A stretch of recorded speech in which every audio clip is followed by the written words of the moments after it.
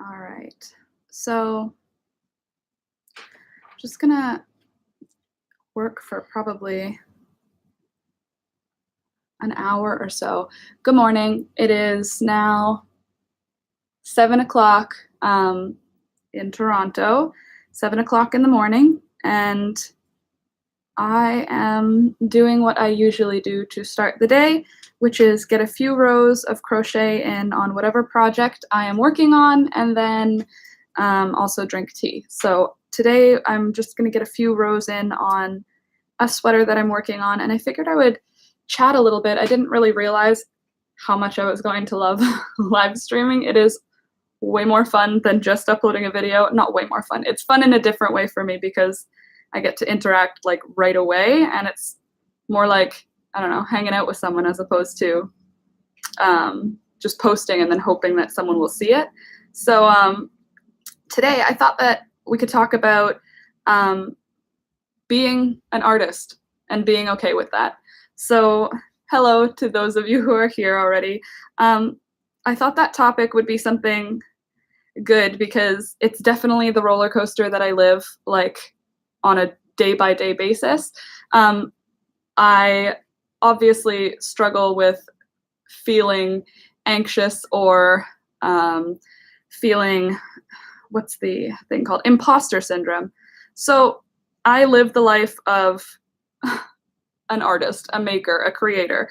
I make things and I use my partner as inspiration usually, and often I have feelings of guilt and self-doubt and worry that this is the wrong path and that I was never meant to be an artist and that it makes no sense, and how am I allowed to live in what I believe to be the best city in the world doing this? How is this my career path? I never expected that that would be something I'd actually be able to do. But if you love it, you should do it. So on good days, I feel like I can actually say, like, I am an artist. I make things. That is who I am. That is what I am. And that's who I've always been. CJ, come here. Sorry, the cats just decided to start yelling for no reason. So yeah, on good days, I've been having a few good days this week. I can feel confident and proud in who I am, and what I do. But like, that's not an always thing, you know? That's something that I consistently struggle with. I don't think it's anything that I'll ever have a realization and just suddenly be comfortable with. I think it's going to be a constant struggle because it's been a constant struggle. I've been making things, selling the things that I make, selling the designs for things that I make since I was like a kid, like a young kid, when Etsy was more like Kijiji. I don't know if you remember back then, but when I was in high school, Etsy was free. It was more like just an ad site. And I was posting like my handmade bags in grade 9 or 10. As soon as I learned how to sew well, I was already selling things that I was making. I was that kid who would like make bracelets and then walk to all of the neighbors' houses and knock on the door and sell them. I was the kid who would find the litter of kittens and then again go door to door and find them homes. I had lemonade stands. I was that kid. And obviously lots of kids are like that, but it never stopped. I continued doing that always. So when I look back on it that way, I can say, well, I've always been that way. I've always done that. That's something I've always been like. But then I also get caught up in the whole, I don't have a pension, or I don't work in an office building, or I don't have benefits. I mean, my partner has a job with benefits, so I'm a little bit lucky there. But I get into this cycle of, what does it even mean? How can I even call myself an artist? That doesn't make any sense. I'm not like in an art gallery. I'm not that kind of artist. And so I used to just say I'm a maker. I make things, which is true, but all of the things that I make, I consider them to be beautiful and works of art, and I love them. Like, all of this, you might see it and see like a mess, but like this pile of handmade clothes that is up here is like my favorite thing. I keep all of my handmade clothes on display because I do like them. So I don't know. I think that what I kind of wanted this topic to be for is to say, like, it's okay to be whatever it is that you want to be, even if that thing isn't what your parents thought, or isn't what your friends thought, or isn't even what you thought. Like, I used to be the person who said, like, I want a big house with like 10 bedrooms and 5 bathrooms. I want a mansion. I want all this crazy stuff. I want to make $1 million a year. But like, the older I get, the more I realize, like, that is so not at all what I want. What I want is the freedom to create. And of course, that means I do need to have some money, because like, the freedom to create is obviously like uh, a blessing, or it's something that not very many people would have the opportunity to do, just to make whatever they want to make. But I do want you to make whatever the thing is that you like to make. And if that's bread on Sundays, then make bread on Sundays. Do what it is that makes you happy, because if you're an artist, you're still gonna die. And if you're a lawyer, you're still gonna die. We're all gonna die. And I know that sounds super morbid, but it's not, because if you know that, and if you like can think that way, then your life it's finite. So why would you waste it doing stuff that you hate? I mean, obviously it's hard because I'm privileged. So I'm saying that from a privileged standpoint, and I recognize that, like, I have the freedom to do those things. But if you have the freedom to do those things, then you should, because your life is, you're the only one living it. So why would you do things for somebody else? Why would you do things for anyone else, you know? So I called this live stream, I don't know if I'll change the title, but I think I called it Love an Artist, because the people who love artists are the ones who help keep artists going. And I'm not saying you have to financially support an artist. I'm not saying you have to marry an artist or anything like that. I'm just saying, if you have an artist, someone who you would think of as, as an artist in your life, don't disregard that, because it's valuable. It might not be valuable to you, but it's valuable in general. The creative mind of a community is part of what helps it move forward. And even if you don't understand, if that person is, I don't know, wood turning spoons, and that's what their thing is, that's important still. Maybe not the spoon itself, but the fact that they've made something with their hands that isn't impacting the world in a negative way. Just the idea that, like, you can do good and also fulfill like your soul. Like, this isn't going to make me any money. Well, I mean, technically it is, because I filmed it and that's how I make my money, but that's beside the point. The actual sweater itself doesn't make money, but the entire process, which is hours and hours and hours and hours of work. For this sweater, I will have put in like a full week worth of work, but it's worth it, because it's beautiful and it's my hands. Like, I turned a piece of string into a physical like item. And I think it's just easy to get caught up in am I doing the right thing? Should I just go get an office job? And I go through that, I don't know, I would say weekly. I'm a bit of a roller coaster. But in the last couple of days, I've been feeling really like motivated and directional, and I feel like I know where I'm headed. And it's a good feeling, but I think it has a lot to do with the support system that I have. My partner, Alex, is 100% on board with all things that I make. I'm a little all over the place. I sew, I have embroidery, like a love for embroidery. I crochet, I try to knit. And I think it's him that keeps me going. And I know that's a lot to put on someone, but he believes in me. And when I can't believe in myself, usually on a good day, on an average day, I believe in myself. I believe I'm doing the right thing, because I've been doing this forever. This has always been who I was going to be. I went to university like I was supposed to. I got an apartment like I was supposed to. I lived on my own. I grew up how I was supposed to. But I was never going to be that office work. I was never going to be a teacher or a doctor or a lawyer. It was never going to happen for me. And not because I couldn't do it like as a scholar, more it was never going to happen because it's not who I am. Like, I am a scatterbrained person, but I would like to say I'm smart enough. I have 2 degrees and I've successfully lived for, I don't know, I'm 26 now and I left home at 18. Well, I was 17 still, wasn't I?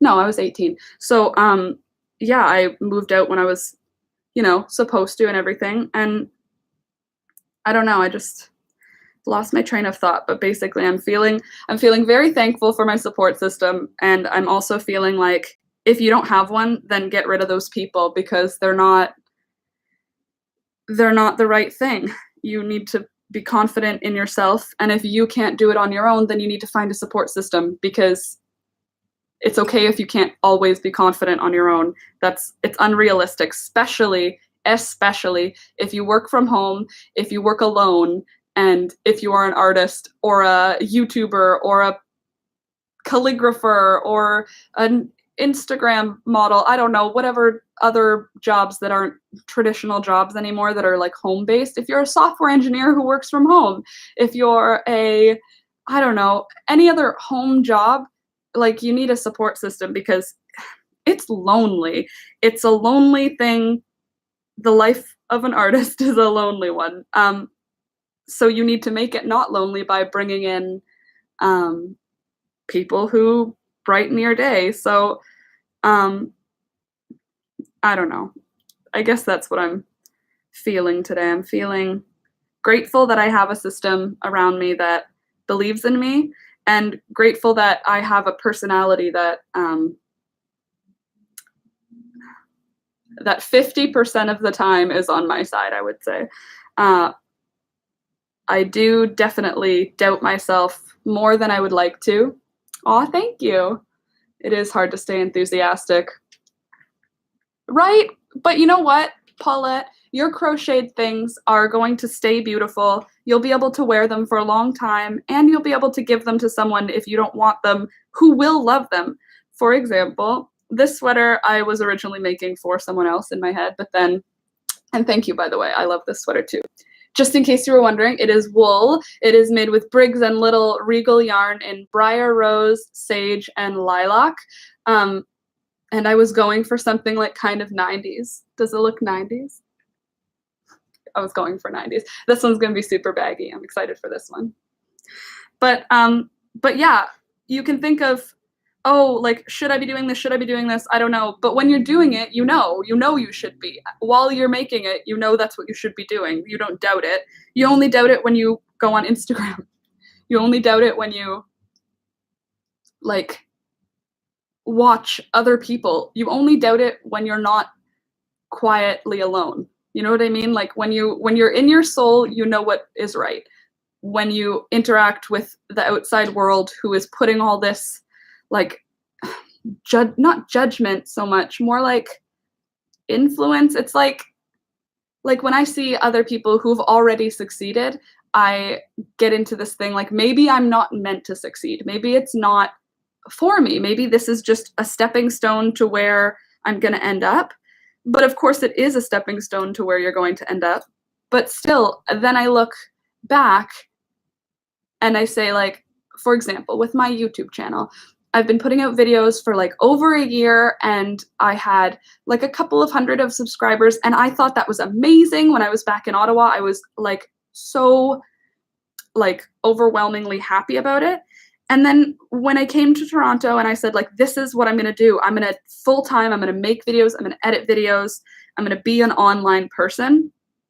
I started diving in to try and meet more online people. And for me, that wasn't really healthy because it's not, the people who I was reaching out to weren't on my level. They were way past me. So they weren't interacting with me the way I was interacting with them. They were being more like, I'm a polite customer. And so I was feeling very like detached from the whole like making community. And I was feeling very crappy about myself in terms of like, I don't know how to edit as well as some of the other people, even people in Toronto. Like in Toronto, we have With Wendy. I don't know if you guys follow her, but her stuff is amazing, and she's got tons of followers and beautiful videos, amazing quality audio. But she knows what she's doing and she's been doing it longer. So when I compare myself to her, it doesn't make sense to, because I'm not there yet. I know I'm better than when I started, but how am I supposed to be better than someone who it's just, don't compare yourself to people. It's ridiculous. Like, of course this sweater isn't going to be as good as a sweater that like Sorella, whatever her YouTube name is, makes, but like it's better than the last sweater I made. It's way better than the first sweater I made. So I don't know. I just have this whole stream of consciousness right now where I'm thinking like, I love what I do and you should love what you do. And if you don't love what you do, then find something you love and do that. So, you know, Paulette, it's not about us being better than somebody. It's about being confident in your own talents. Exactly. Because that makes you better. You're already better than so many people just by believing in yourself. You're already not better. You're 10 steps ahead, I should say. And totally. So where are you at, Paulette, globally? Canada, the States? Not specific, just like in general, where are you from? Because it looks like it's just you and me right now. Also, do you watch live streams often? Because I just got into them and now I am like obsessed with live streams. I didn't realize how much fun it would be, because it's like I'm just hanging out, but then, you know, you guys get to come and chit chat, and it's like a sip and stitch. What I would love in the future is if we could do it like have a little video of you on the other side. Like if you could submit like video clips, I would love that. That would make me feel really cool. Hold on one sec. I'm just gonna go. Aw, Paulette left. Oh well. That's okay. Anyway, I think I'll just crochet a little bit until I finish this row. And then I'll look up again. I just want to get this row done. Winston-Salem and North Carolina. Who else is in North? I have friends, family in North Carolina, actually. That's cute.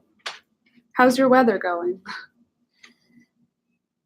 Oh, me, okay, well, I recently started live streaming, watching live streams, like maybe like a week ago. And I realized it's like way more engaging than just posting a video, because it's live, but it's like my new jam. I think in the mornings now when I am getting ready for my day, which is what I'm doing now, I think I'm going to start doing live streams. Maybe not every single day, but I think it's going to be something pretty regularly, because I realize it's got just as much engagement as the majority of my other videos. And colder in the mornings. Yes, here it's starting to get cold too. In Toronto, well, not yesterday. Yesterday we had 14 degrees Celsius, which was really nice, very warm, but very windy. And it's definitely warmer than Ottawa. Alex and I moved, not last June, the previous June, we moved from Ottawa to Toronto, and Ottawa gets stupid cold. Like, you can't breathe outside cold, like a little bit ridiculous. Like not last winter, the winter before when we were moving, it was, on one day it was negative 47 degrees Celsius. And the same day, there was this big news thing about it, because the same day on Mars, it was negative 45 degrees Celsius. So it was colder in Ottawa than it was on Mars. It was redonk. So too cold for me. So we moved to Toronto because we wanted to live in the big city, and we didn't really want to move to the States. So we didn't. We decided instead to stay in Canada. So we moved to the New York City of Canada plus healthcare. So we have healthcare and New York City. We even have our own little itty bitty Times Square called Yonge and Dundas Square. So anyway,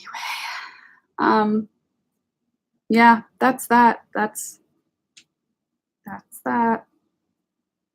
So this sweater I'm working on, I guess I'll talk about it for a second, just because I don't really have a Oh, have a good day. Hopefully your work day is awesome and you have a chance to work on some of your crochet today or later tonight.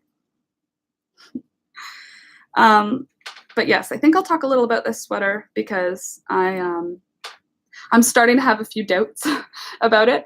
I'm sure it'll all work out, but it's looking really very, very wide. So that was my intention. I wanted a very baggy sweater, but I'm looking at it and like this is one piece. I have two body pieces. This is only half of the sweater if you think of it that way. And it's gonna be like 4 times wider than I would normally make. Like this is about as wide, sorry, thunder. This is about as wide as you'd think for a sweater, but it's 4 times that wide. So I don't know. I'm sure I'll be able to figure something out. It just might be a little weird looking in the end, which is, again, okay, because, you know, it's a one of a kind. Everything's one of a kind. 2, 3. I've also been considering selling off some of my handmaids because my shelf is getting a little bit full. But I only make one of anything that I make. Like I can't even make a pair of socks because, geez Louise. I can't make a second thing. I'm like so all over the place that by the time I finish one sock or one glove, I'm like done with it. So I have like several one socks or several one glove, but they're always like it's not like I can make all the same size, so it's not even like I have weird looking pairs of gloves. But yeah, so I only have one of anything that I have, so it's not like I would have a store, you know? I'm trying to figure out a business model for this artist life, and I haven't figured out the right business model. Right now, my business model is make videos and let people watch them, and for the most part, that's been going okay. It brings in at least enough money to cover my arts and crafts expenses, and then I have an Etsy, which I keep like patterns on, and that brings in like consistent, not a lot of money, and I'm currently, I don't know why, but I feel weird if I say how much money I make on any one of the platforms. So I'm not gonna, because if my brain is saying doubt it, then maybe follow that first instinct. So for now, I'll just say I make enough to cover the majority of things that I want to cover with the money, but I want like a business model that can be more sustainable, and I don't really know what I want necessarily. There's an Instagrammer that I've been following for a long time, and she's actually a knitwear designer, and she's called Good Night Day. And I don't, like her style is not necessarily like mine or anything like that, but her business model is basically she makes beautiful things one at a time and sells beautiful things one at a time. So, and that seems to be working for her. And I've had a little bit of a back and forth with her, and she's so nice. And I want to be nice and make enough money to pay all my bills. That would be awesome. So I'm thinking a way to sort of change my business model a little bit would be to sell some of the things that I make, because I make so many freaking things. Like, yes, I have these shelves, but I have another room of shelves that has all things that I've made. So it's like, but I fall in love with everything I've made. For example, this sweater, like I can't even imagine giving it away because I'm in love with it like it's a person. I love making things. And then when I've made them, I appreciate how many hours it took, and I appreciate that I had to frog half of it. Frogging, if you're not a crochet person, pull it all out. I've had to redo parts of it, or I've had to like go back and count stitches. So it's like, yeah, it's a sweater, but like I cried while making it. I got my, what's that called? Carpal tunnel, and had to take breaks while making it. Like and it took time. So it's like, if this took 2 weeks, what else happened in those 2 weeks? So then I tie it to what else happened, and it feels like it has its own story and its own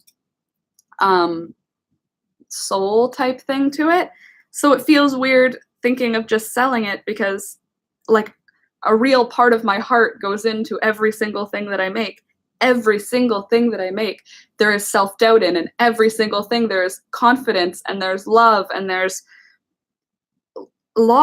so many feelings. So it's like, and I am just I have a lot of feelings. I'm a bit of an emotional person, which I am trying often to come to terms with. And right now, I feel very okay with it. I'm fine with the fact that sometimes I have to have a big cry just so that I can feel better. And that's okay. But sometimes that's happening while I make something. So, and I film them too. So to think of like selling this sweater and having someone buy it because they're like, oh, I like it, it's pink and green. And then like thinking of it sitting in someone's closet and not being worn like almost every day, it's like, or like letting it sit in a closet and get eaten by moths, or just giving it away, or like throwing it out. Oh my God, thinking of selling one of my things and having it thrown in the garbage would break my heart. Like I would rather be like a shelter. In many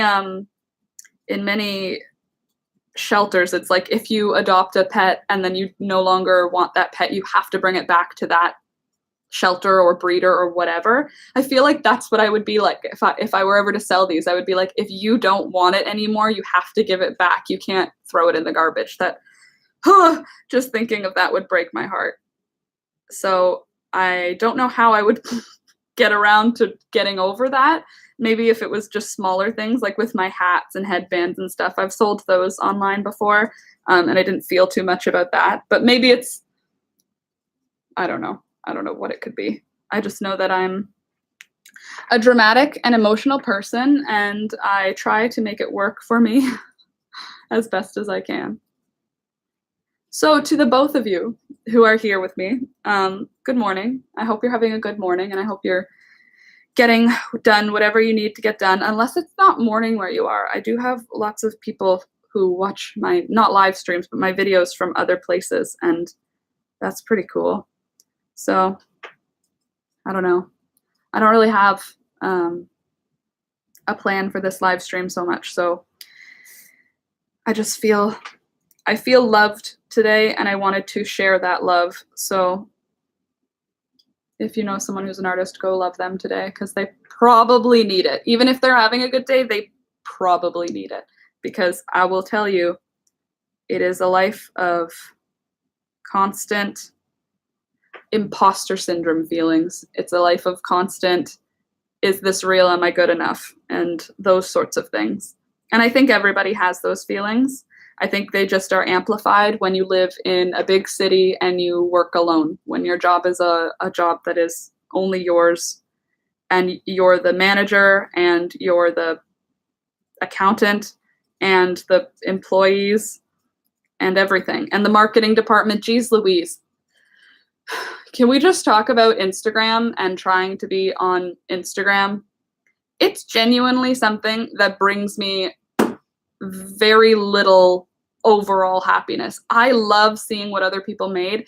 I love like interacting with the people that I've met. But for the most part, like it feels like you're just throwing your voice out into the void, and connecting your worth to like likes is dark and dangerous, and I don't love that aspect of it. But at the same time, if you work online, like Instagram is where you have to be, Twitter is where you have to be. And I wish that weren't the case, because more often than not, Instagram just makes me feel bad about myself and makes me feel like I'm nowhere near where anybody else is. But when people are posting stuff online, they're not posting the truth. They're posting a version of the truth, you know? They're posting exactly what they want to be. They're showing, like even me right now, like I didn't just sit down and come on camera. I could have, but like I washed my face, I put on highlight. Like it's 7 a.m. There's one person watching my live stream, but for fear of rejection and ridicule, I thought this would help. And obviously it wasn't like a conscious thing. I wasn't going like, oh, I don't want to be rejected and ridiculed, but like it's an undertone of the internet. It's, you should put at least a filter forward. You shouldn't just like, you shouldn't be just yourself, which is so confusing, because it's the only time in history when like you would have access to this many people at a time. Like one of the people who was watching from North Carolina, how on any other day without the internet, would I have contacted someone from North Carolina? In any other time in history, when would that have been something that happened? Literally never. So I'm yelling into the void right now, but there are people who are watching, which means there's people who I'm interacting with who I may never have been able to. So thank you for being here and watching me instead of, I don't know, whatever else, everything else. There's so much to watch online. But circling back to the life as an artist online, it's a hard life, and it's a fun life, and it's a blessed life. But it can still be hard, and that's still okay. And I think that's something that I like consistently have to remind myself. Like, it's okay to have a hard time. It's okay to, yes, comparison is the thief of joy. Hi, Samantha. Thanks for being here. Where are you from? Are you in the States or Canada? Those are my two big, or Australia. Apparently I have Australian people who watch. And a lot, Malaysia. I didn't realize that was going to be a group of people who would be watching, but I have like Mexico, Malaysia, Russia, Canada, and the United States. Those are my country. Germany, hi! Oh, that's so cool. Guten Tag. I don't know anything else. He's got headphones on, he can't hear me. Anyway, hello, good morning. Morning. There's time change though. Is it the middle of the night or is it later in the day? Anyway, do not feel obligated to reply to me. I am just, here, chit-chatting, having my tea, sitting with my doggo. I figure I'll just do this for you because you're here. Look at my dog. Can you see this animal? He's 9 years old. Can you believe that? Look how little his little feet are. Look how pink they are. My little babe. But what was I getting at? I was getting at the same point. If you're an artist, that's okay. If you're not an artist, that's okay. But do something that you love, whatever it is, because life will be dark if you don't do anything you love. Imagine waking up 60 years old, working a career your whole life that you hated, and now you're retired and you don't know what to do. That is like my number 2 fear. My number 1 fear is waking up, working a 9-to-5 job in an office. That's genuinely like something that anytime I think of it, I wouldn't say panic attack, like that's a little bit dramatic, but I definitely have a feeling of underlying panic and doom, which I don't like having. So whenever I get that feeling and I go for a walk with my partner and we talk about it and he makes me feel confident again, we basically talk it out. And when I'm confident, I know what I'm supposed to do. So why should I let something that, I don't know, why should I be not confident? No one else loses except me when I'm not confident. So put your best foot forward and work hard on whatever it is that you want to work hard on, because we're all gonna die one day or another. And it just seems a waste to not enjoy parts of it, at least, or at least to feel like you got to do what you wanted to do with your life, at least partially. So that's what I'm thinking this morning. Isn't this cute? Alex and I used to have a vlog channel, and I thought we were gonna be the YouTubers. I thought we were gonna be like It's Judy's Life and Casey Neistat and all that.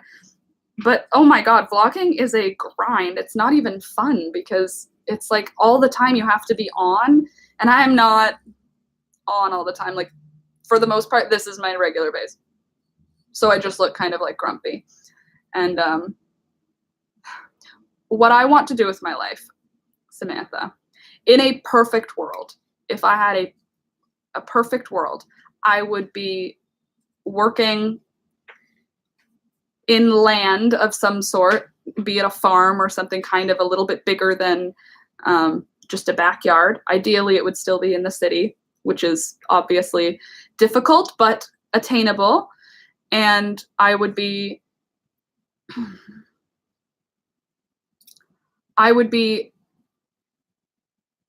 telling other people to do what they love in the context of making things and sustainability. Ideally, I would be advocating for the planet in some way while continuing to create. So I don't know. I still don't know. I don't know if I'll ever know. I think that I like designing crochet wear. I think I like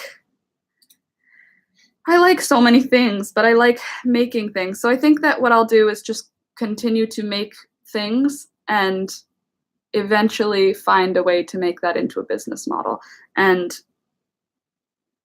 all suggestions are welcome. I'm not really sure what I'll do, but I guess what I'm doing right now is going okay. So I don't know. And I think about that every day, and that's still my answer. I don't know. But I guess that's the joy of life. You don't know anything, and it's always a surprise. But it's definitely not easy to not know. But I think if I knew, I would just do it. But what am I doing is I make videos consistently. I write content. I make stuff. Oh, I have another business also. I run a completely separate business. Alex and I invented a chlorine neutralizing spray that you put on your skin. I'm allergic to chlorine and Alex has eczema. So when we moved to Toronto, we had a pool in our building and we invented a product so that I could swim again, basically. It just is a spray that you put on your skin after you get out of the pool, and then it breaks down the bond between chlorine and your skin so that when you shower, the chlorine actually washes off, which means I don't get the allergic reaction.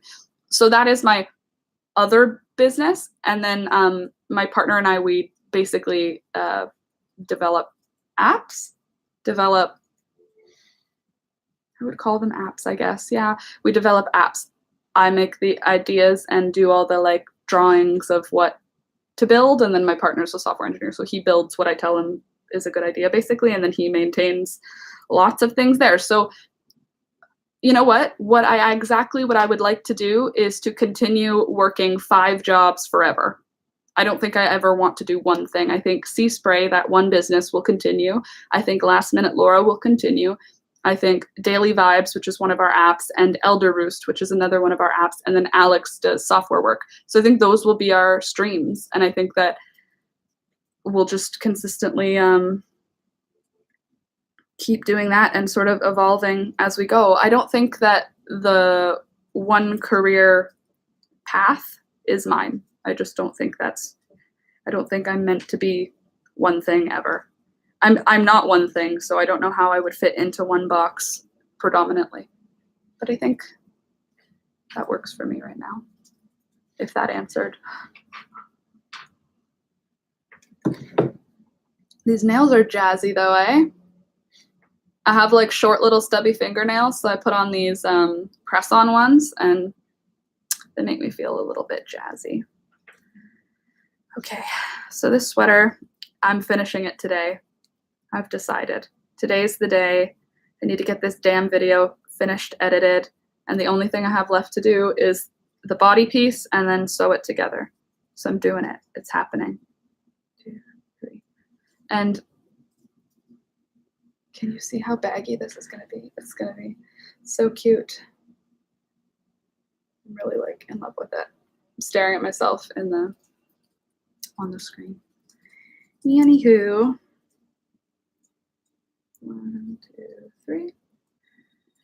I don't know if I have anything else to say this morning. I mean,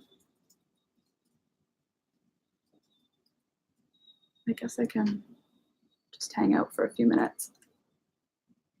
I think that's what I'm going to do. I think I'm going to just crochet a couple of rows while I think if there's anything that I missed from what I was thinking about earlier this morning. And then I have to get started on filming the rest of this sweater tutorial. I already have the sleeves done, which is good. 2, 3. But I still have to finish this body piece. It's also 47 degrees in my apartment right now, or condo. It's not actually, I'm just hot. Whenever I put the camera on and I start talking, I get all hot because I'm not nervous, but I don't know how to explain. I guess it's kind of nervous. It's nervous because I don't know anybody. I don't know anybody who watches, but I feel in some weird way connected anyway because I know that when you're watching, it's right now. It's not like you're watching, well, you can watch live streams later, I guess, but you know, it's just kind of different than just uploading a video. It's more like I'm on a phone call that I am doing all the talking for, which I'm not gonna lie, happens to me because I am a motor mouth and I just have a hard time remembering that a conversation has 2 parts. A conversation has talking and listening. And that is one of the first things I remember my mom saying to me. Laura, don't forget, a conversation has 2 parts, talking and listening. Still have to remind myself of that one though. 1,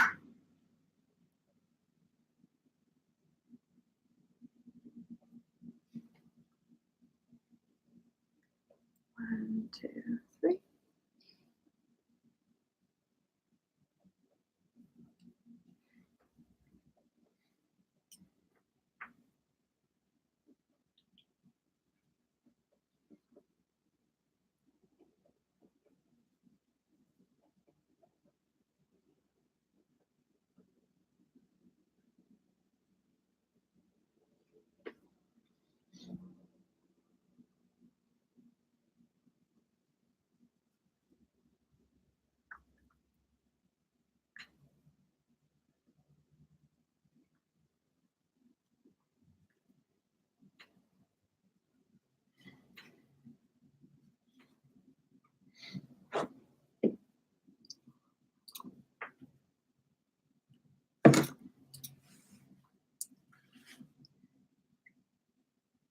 Where's everybody at? Yesterday there were way more people on this live stream. That's not to say that that will deter me at all because this is several times easier and more fun than filming with just an overhead shot. Oh, there we go. The sun is coming up. Finally.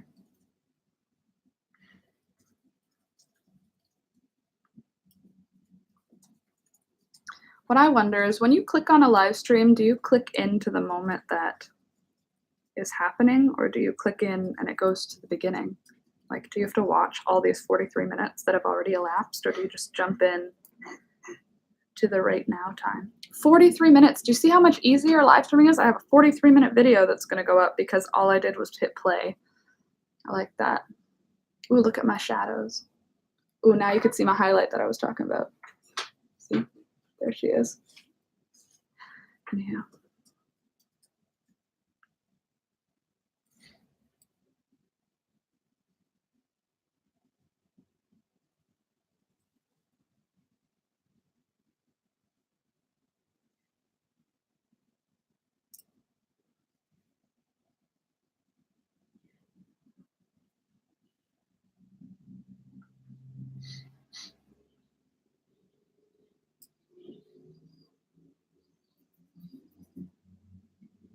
All right. What do I want? You know something I do want, and I want to wait until there's like a couple more people on because it shows me right now that there aren't any. I just want to know what I should do with this yarn. It's like this muted yellow, and it's oily Aran yarn, A-R-A-N, Aran sweater yarn. It's oiled, special Irish oiled yarn for Aran sweaters, pure wool from Montreal, manufactured in the Republic of Ireland by Wareside Mills Textiles Limited. And I don't know, it's like this yarn was a friend gave me this yarn, and it belonged to a friend's grandmother, and then the grandmother passed away, gave them the yarn came to a friend gave to me, and I don't have enough to do anything with. Like, this is all I have. There's no yard measurement on it. It just says 2 ounces, and I have 2 balls of it, so I have 4 ounces of pure wool special Irish oiled yarn for Aran sweaters, manufactured in the Republic of Ireland by Wareside Mills Textiles Limited, Athlone.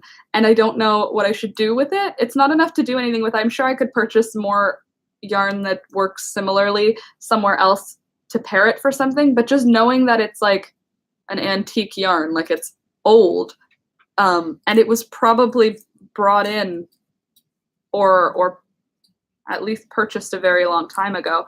And I don't know if the color shows up quite as yellow as it does in real life, but it's got like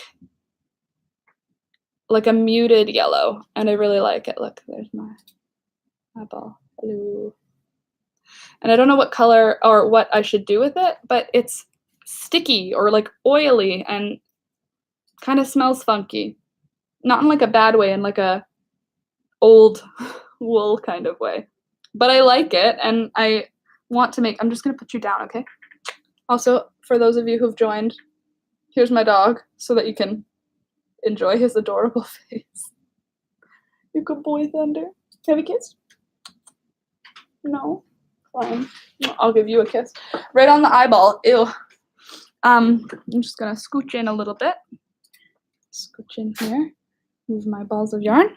Yeah, so I don't know what to do with it. I don't know exactly what I should do with this guy and this guy, because they are cool and they're one of a kind. I don't think that there will be tons of this left around because it's old and it's like hand me down. My favorite things are like really old things, so I would like to do something cool with it. I had 3 balls, but I used one of them to learn to knit, and I'm disappointed in myself because I washed it with regular soap and it got all felted. It's fine because it was a dog sweater that I made, which again I feel like about, but Thunder gets cold. This is supposed to be really warm wool. It's all worth it, but now I only have 2 balls of it and I don't know what I should make. I mean, I could make like a really cool hat, I guess, but I kind of want it to be more than that. Like maybe I'll do the cuffs and the neck on a sweater. I have a lot of sage green yarn. I don't know, man. It's like the struggle is real. When you're obsessed with yarn, it can be hard to decide what to do with your yarn. Hence why I have like, this is full of yarn, this is full of yarn, that's not, this is full of yarn, that's all balls of yarn. And then there's a top shelf here and it's just freaking yarn. But it's hard because when you buy yarn because you think it's beautiful, it's hard to figure out what you want to do with it. Oh, you know what I should do? I should put this right here. Look. Free advertising, right? That's what people do. Do you like my background, by the way? It's my, I'm in the shadow of my computer.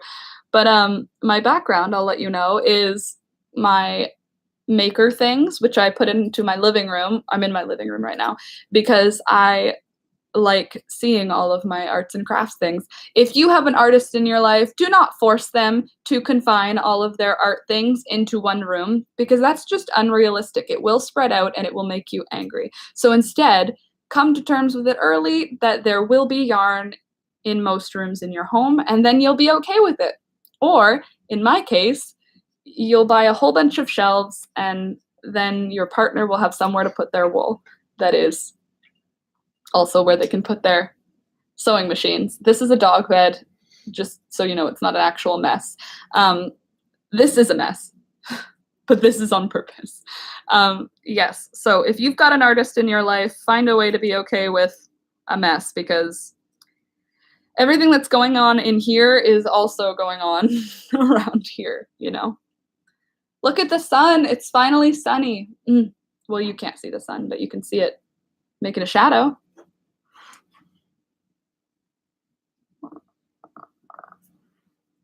Remember that? Remember that game where you'd go like this and like pretend to eat the fingers in the shadow? Nobody else? Okay, cool. Hey, while you're here, I have more things I need help with. I don't know if I should bother doing my roots. Any suggestions on that one would be accepted. I know it's like visible that my hair has not been dyed in a while, but like part of me likes how it looks anyway. And the part of me that likes how it looks is the majority, so probably I won't change it, but maybe. Look at how pink I am right now. Geez, this coloring in this computer is not accurate. Or maybe it is. I don't know. 50 minutes and 36 seconds. Hello, whoever's still here with me. Nice to see you. And by see you, I mean nice to see the little outline of a human body with a 1 next to it. That makes me know that you are there. Feel free to interact with me because I'm just kind of stream of consciousness in this live stream. And I had a really good idea going into it, and that was to be confident and support your artists and support yourself if you are an artist and believe in yourself if you're an artist. But it has degraded to I'm crocheting and just talking now, which is, you know, life, I suppose. Oh no, did I do 1 too many? Oh, shoot. That's the worst. Okay. This is literally how I die. Okay, 1, 2, 3, 4, 1, 2, 3, 4. I did 1 row too many. This is right here. This should be the thumbnail. I hate having to do this. So disappointing. Look at this disappointment. Just watch me have to do this because at least if it's on camera, someone else will have to feel the feeling. I wasn't counting my rows because I was hanging out with you instead. I have a whole other row to pull out in the brown. Oh, anyway, that's fine. It's fine. Everything's fine. Okay, it will be. Ugh, this is so disappointing. I guess it's not so disappointing. It's just regularly disappointing. You know how it is. You know how it is. Life. Sometimes it's disappointing. Hey, don't you lick your feet. Don't you do it. Sometimes he licks his feet, and it's gross to me, so I don't like when he does it. Hey, stop sneaking in there. I see you. Jeez. Oh, have a good... Oh, what's your pug's name? Can you tell me before you leave? Pugs are so cute, a little grumble bean. Well, even if you don't have time to tell me, I love your dog because there's no dog that I've met that I haven't loved. So thanks for hanging out with me, and you have a great day too. I hope that your weather is nice today and you have a chance to enjoy it. And now I am alone, but that's okay. Because you know what will be funny? Maybe one day there will be a time when more people watch a live stream that I put out, and that would make me laugh because then this one will exist with just you and me, Samantha, chit-chatting. And I guess Paulette was here for some time too, and that was nice. But there will be a time maybe when there will be more people. But I also chose a weird time of day. I understand that. It's just when I wake up is early, so I like to, you know. Oh, good morning, A Woman's Story. Can I call you something else, or do you like going by A Woman's Story? And where are you? Good morning, and where are you? Unless you don't want to tell me, and then you are more than welcome to not tell me because privacy is important. Oh, that you were as yourself yesterday. Today you're as a different one. Good morning, Maggie. How you doing?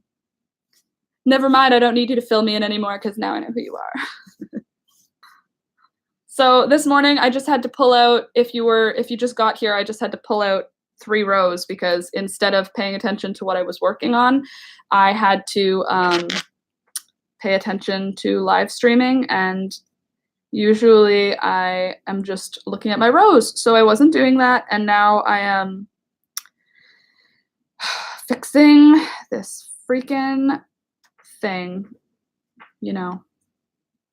you know the life, pulling out rows, frogging. You know how it is. I know how it is. We all know how it is. So you missed that, but that's okay. It's probably good that you missed that because it's so frustrating when you have to pull out multiple rows of crochet. So I'm going to get back and start that green row again. I was 2 rows almost into my green, or I was a full row into the green, starting my second. And I had to pull it out because I did too many rows of the brown. So I'm going to do, for this sweater, I decided it's going to be, it's 11 rows of fawn, 12 rows of brown heather, and then I did 4 green, 4 brown, 4 green, 4 brown. Now I'm going to do 4 green again, and then I'm going to do 12 brown so that it matches this. So there will be 3 green stripes and then the identical amount of brown on the other side, and that's where I'm going to cut it because it's almost long enough already, like with the hanging and with it's weighted and blocked.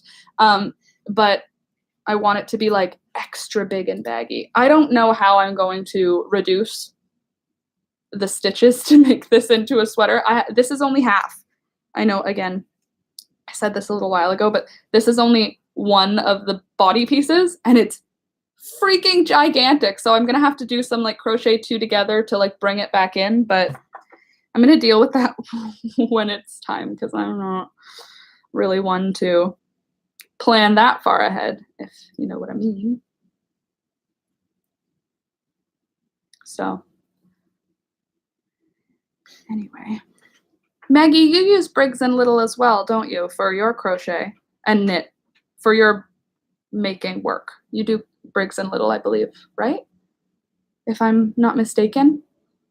It's Maritime Family Fiber, and you are both in the same, like I followed you at the same time, so I'm imagining that it's because you were suggested based on me following her. That's my guess, because otherwise I could have just done it. Yeah, you have a big stash, of course, because it's really nice, right? You know what I want to let you know, you probably already do your own type of thing for washing it and blocking and all that stuff, but I found something that I really was really happy with that really softened up the sport weight. For me, the sport weight was the roughest of them. Like the Regal is already soft, and the Heritage, I really like that it's already rough. Like that's like my vibe for that one. But for the sport weight, when I was washing and blocking the last one, I got like color-free unscented hair conditioner, and I whisked together hot water and hair conditioner and then put a little bit of gentle detergent in, and I did the sweater in that, and holy moly, it's really nice. So in my brain, I'm thinking it's made of an animal's hair. Why wouldn't we also moisturize it? So then I'm wondering, is that what wool wash has in it? Something oily or moisturizing to like rehydrate the hairs? I don't know, but I'll let you know. If you haven't tried it, put a little bit of like basic hair conditioner in with your wool and it softens it up, and it hasn't caused any problems as of yet, but wow, you should try it because that was really cool. So if you're just joining me, hello, and what we were talking about this morning is how it's important to support artists, and if you're an artist, it's important to believe in yourself and support yourself, because artists make the world go round and they make the world go forward, and it's okay to identify yourself as an artist, even though that doesn't sound like a real job description for a lot of people who grew up, I don't know, I'm going to say for me, I grew up, I would say middle class, upper middle class in Canada, and artist was not an option ever in any of my formal education. That was never presented as a possibility. That was never presented as a real job. It was always meant to be part of a hobby. And I disagree now. The older I get, the more I realize, like, no, that's who I am. I can call myself other things. I could say that I'm a maker. I could say that I'm a crochet designer. I could say that I'm an entrepreneur. I can say I run multiple businesses, which I do. But like at my core, I make things. And all of the things I make, I love. I create for myself. I'm not creating for someone else. And that whenever I get caught up in creating for someone else, I think about the fact that like if everything disappeared, if everyone else disappeared, why would I have made any of these things? And would they have kept me happy if everyone else disappeared? If social media stopped, would all of the things that I've made still reflect me? And if I feel like something isn't, then I don't know. I try to make it so it will, because I don't love the idea of living my life for anyone else. Because if I'm going to only have this much time on the planet, like, it feels so wasteful to use it to impress or to justify yourself to someone else, especially in this social media world that we live in now. Like, for example, Maggie, I like interacting with you because I like your content, and I like that you're a real person, and I like that you're not trying to prove anything on your Instagram. But I also follow other people that I love because it's like their whole business model is Instagram, and so they try really hard on it, and it's like really like expensive looking like photo shoots and stuff, and that's awesome too. But like for me, that disconnects me from my art. When I try to show the world in a way that the world wants to see it, it disconnects me. It makes me feel like I'm trying to prove it to everyone else. But like, I didn't make this sweater for anyone else. I made it for me. I filmed it because that's my job, but I didn't make it as my job. Does that make sense? Like, my job is to make videos and to put out regular content. That's how my money comes in. But like, what I make is not, it doesn't have to be determined by who's watching. Like, when I see my demographic, I can look into my YouTube demographics and I can see who's actually watching. Hello, Shireen. Is that the right way to say it? Shireen. Hi, Shireen. So I can look at my analytics and I can see who typically is watching my videos, and it's not me. It's not 25-year-old women. For the most part, my market seems to be women between 40 and 65. That seems to be on YouTube who is watching me. And I can see that, and I can see what countries they come from. I can't see cities, but I can see what countries. I can see what time of day people are watching, and I can see how long people are engaged, like how long they watch before they click another video. And for the most part, people who are between like 18 and 30, they watch 6 minutes and then they click away. But the people who are between 40 and 65, they watch the entire video and engage with my video. They're the people who comment, and they're the people who come back every week. So when I'm making a video, when I try to make it for someone else, it doesn't make sense. I'm already making the video. When I make the video that I want, if it's women between 40 and 65 who are watching it, then that's amazing. But I'm not making it for them. I'm making it for me. This is just a sweater I'm making, and it wasn't even a tutorial. It was just a make along. It's just I don't know. It's something that I consistently have to grapple with, is that when I'm trying to like sell myself, it doesn't work because I'm not selling to me, and I'm the only one. Like, I only know me, so I can't even, I don't know how to market to the people who are watching me. But whenever I try to market, it doesn't work anyway, so why bother, you know? Anyway, I thank you for thinking that I'm real, Maggie, but the truth is that I'm usually just a bundle of emotions struggling through life, trying to believe in myself more than I don't believe in myself.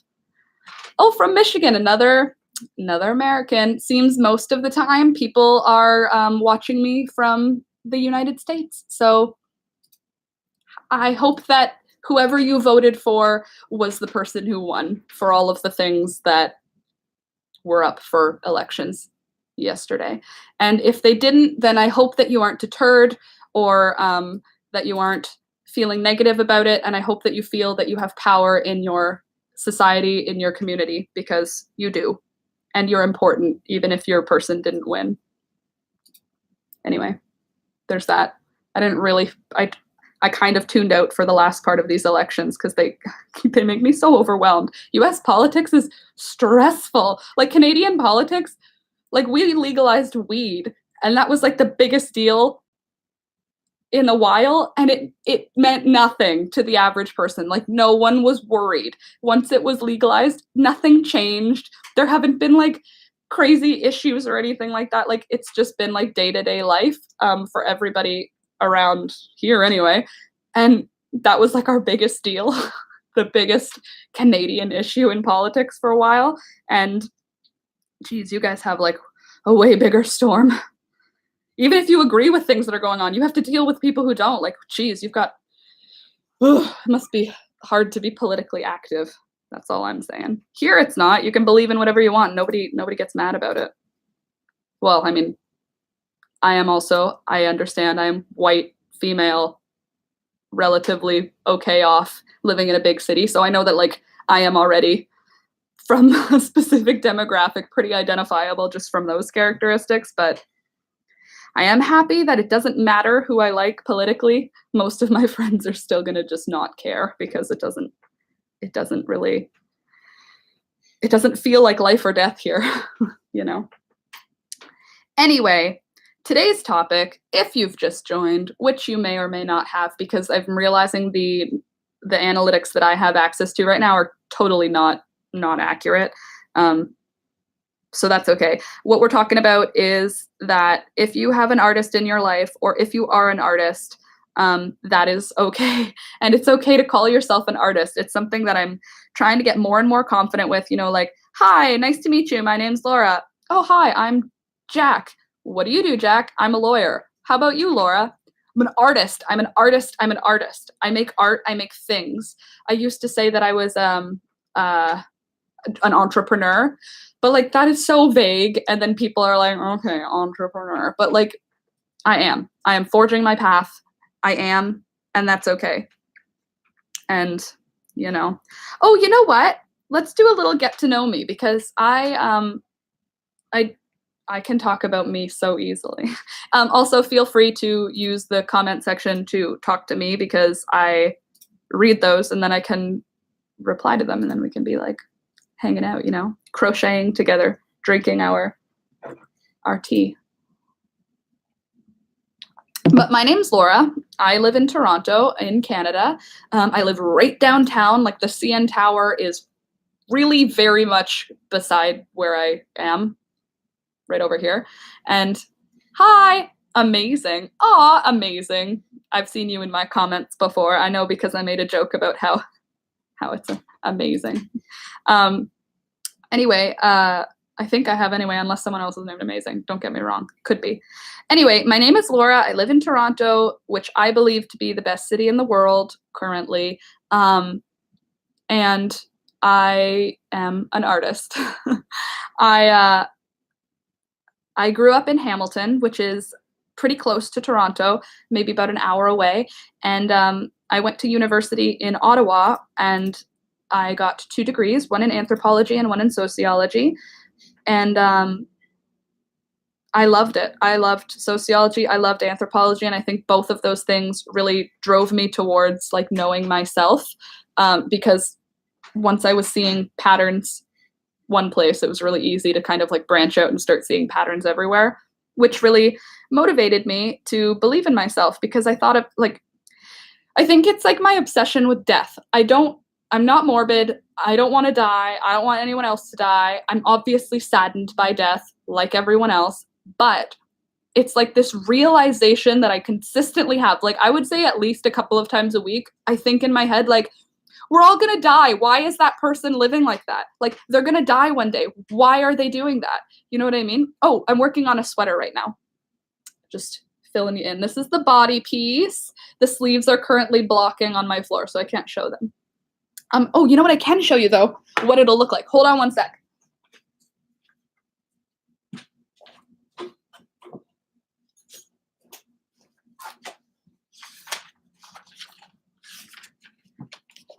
This is what I'm working on. Cute, huh? And I'm using Briggs & Little sport weight yarn wool in brown heather, fawn, and green heather for it. But yeah, I have this consistent existential realization that it is such a waste to not do what you want. Anyway, so more about me. My family is still in like the GTA zone.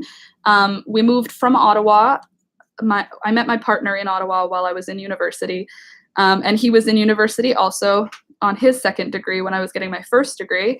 And now between the two of us, we just have just lots of education. So he's a software engineer, and he works mostly for the government, but sometimes not for the government also. And my family is awesome, I would say. I have a good relationship with everybody in my family for the most part. I don't have any like crazy stories to tell there, I would say. I mean, everybody has crazy stories about their family, but you know what I'm saying. About me, I have 2 pets. I have a cat and a dog. My dog is right here. Thunder, I see you eating your feet. Stop licking your toes. Don't you lick your toes no more. I have a dog named Thunder. He's a 9-year-old Chihuahua. And then I have a 12 or 13-year-old Bengal cat named CJ. And he came into my life when I was with Alex, because he was Alex's cat already. He's definitely my cat though now. Just like if we didn't work out, the cat would be with me. It's been agreed upon because the cat definitely likes me more. I'm just kidding. I'm not kidding, but you know what I mean. I don't know. You know what? Maybe I don't even know where I'm going with this. I'm just like talking because it feels like I'm obligated to be speaking for the entire time. Usually that is how I deal with awkward situations anyways, to just continuing to talk. But I've been making stuff since I was very little. I learned to knit and to sew from my grandmother. Her name was Patricia, my grandma Patricia, and she passed away when I was pretty young. Oh, you come to Toronto every Christmas?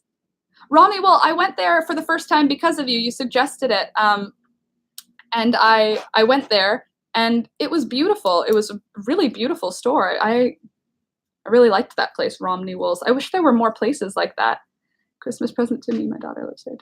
Oh, really? That's so crazy. How old is your daughter? I can be her friend, because friendship is hard in the city.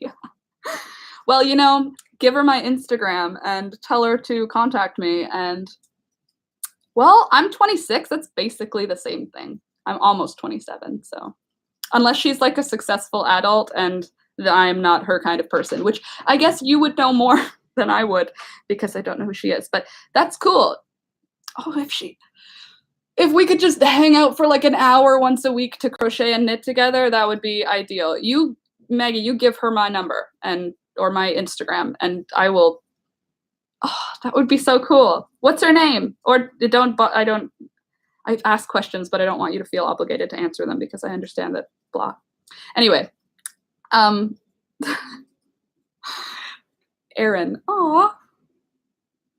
Is it Stephanie Erin? Or is it just Erin?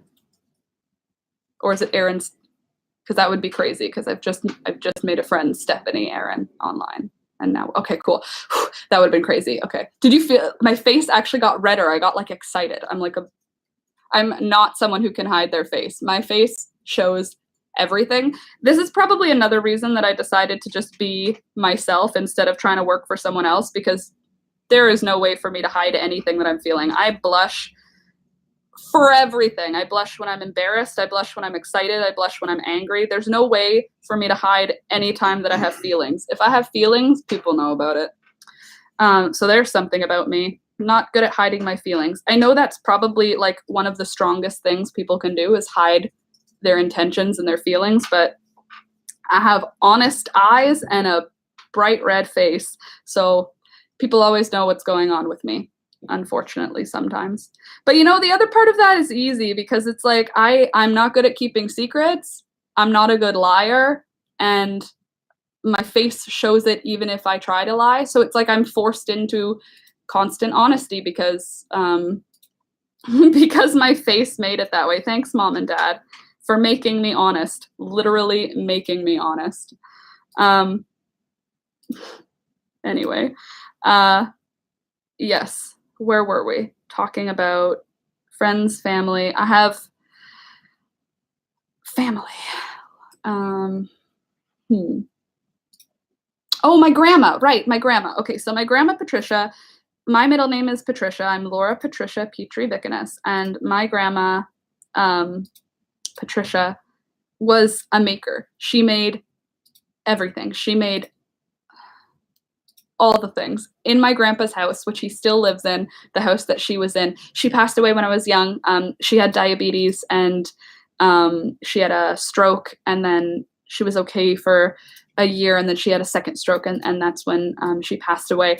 And that was the worst thing ever because I was her little sugar plum. That's what I was. And funny enough, my first brand ended up being called Sugar Plum Originals because of her. Mm.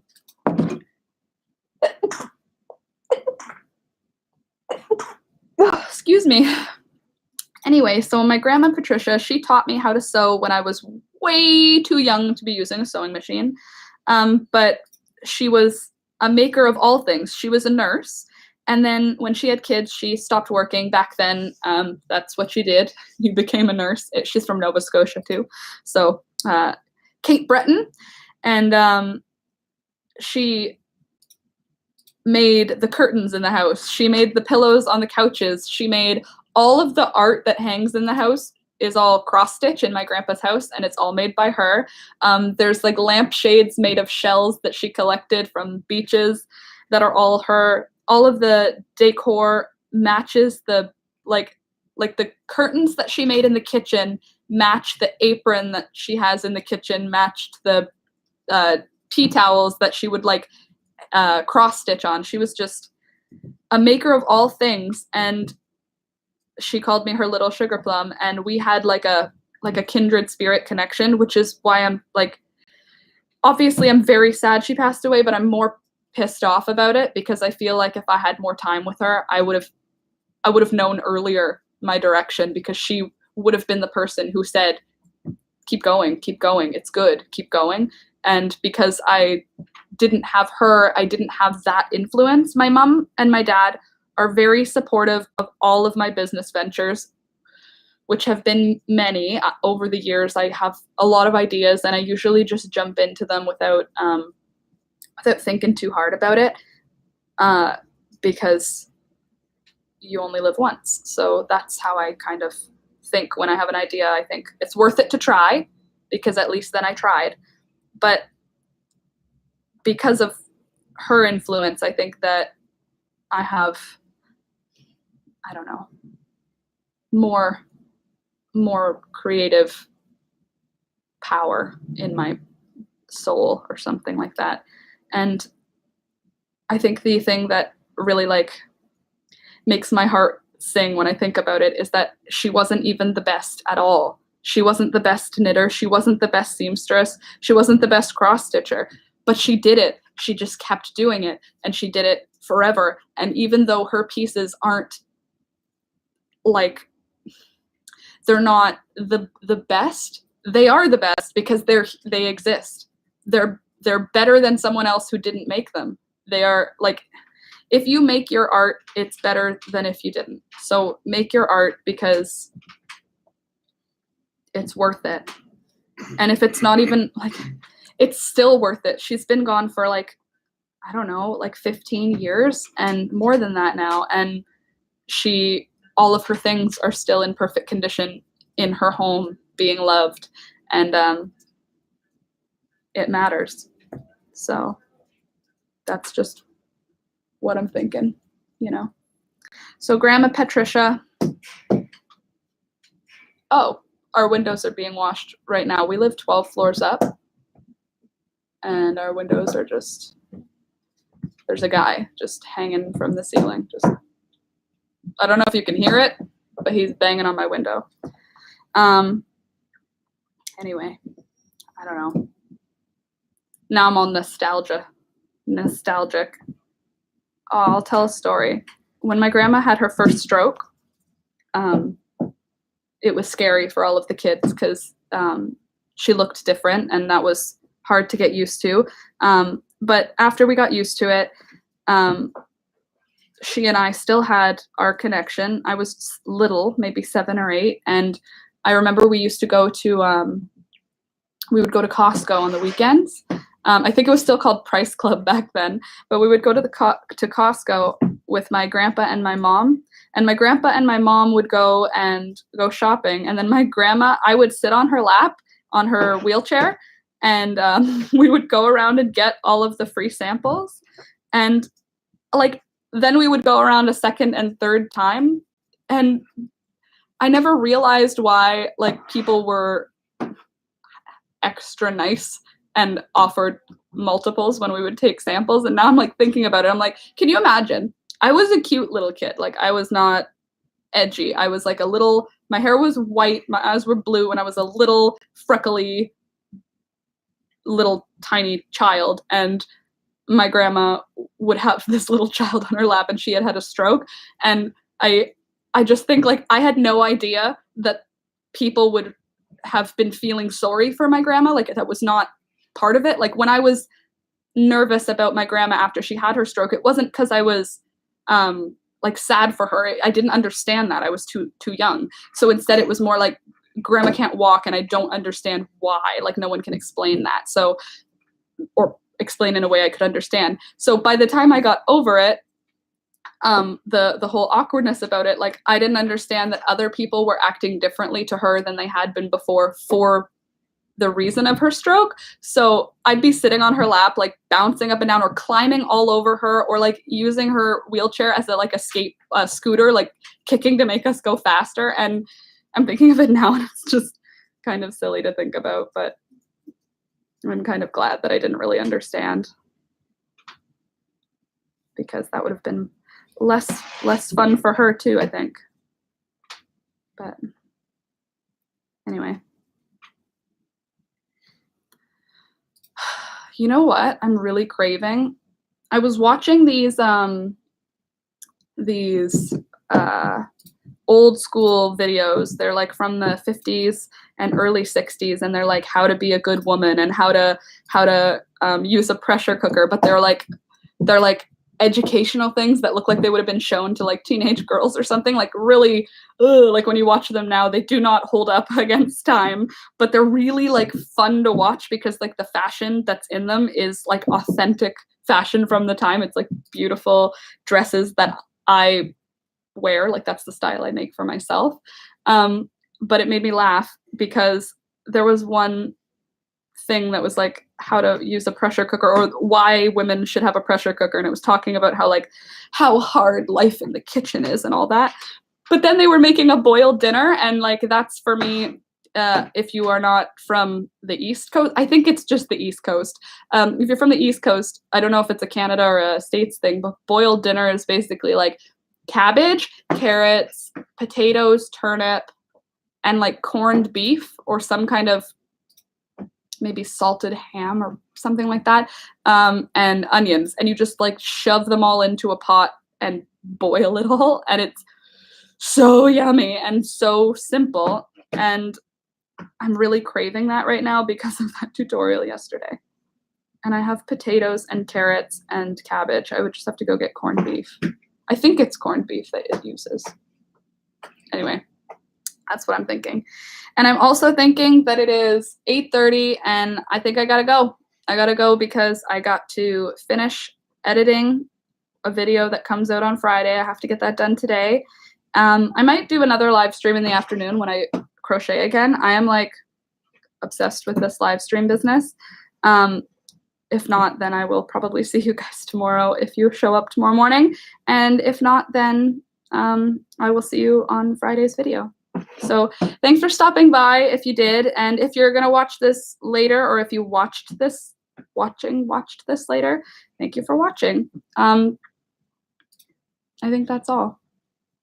Have a great rest of your day, and I'll see you next time.